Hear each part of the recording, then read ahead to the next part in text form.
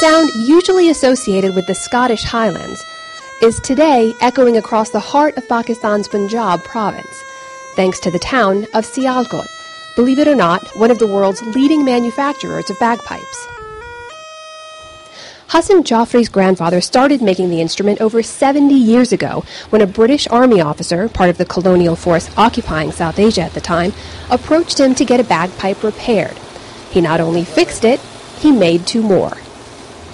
And is it still a big part of your business today? We are making half the business is our for the bagpipes. Around we are 3,000 bagpipes we are exporting. Every year? Every year we are exporting, yeah.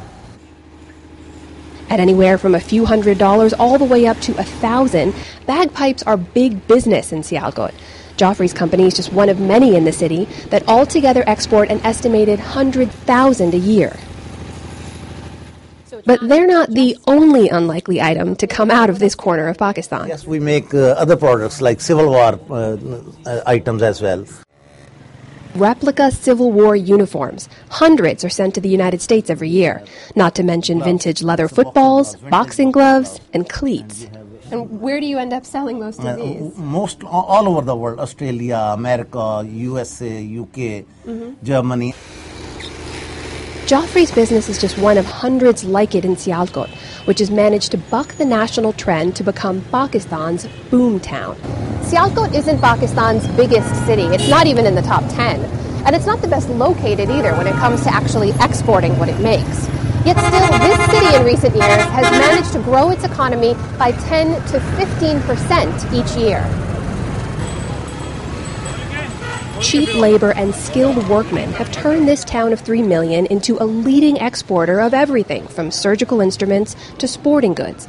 Big-name brands like Nike, Adidas, and Puma all have contracts here. So Sialkot makes its money by making things and sending them to the rest of the world? Yes, and we are earning $1.4 billion, into the government kitty with very small jobs, Exports are taxed and the money reinvested into the city, funding school, road, and sewage projects.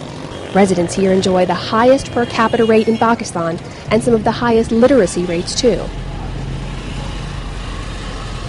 Over 10 years ago, to better their chances in the global market, the local business community pooled their resources to build the country's only privately funded airport, now with 30 international and domestic flights weekly, shuttling clients in and cargo out.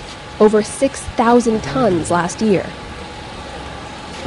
Where we make, assemble the bagpipes over here. This is where everything's put together. Put together, yeah. Geoffrey's business may be small by comparison. He employs about 20 people.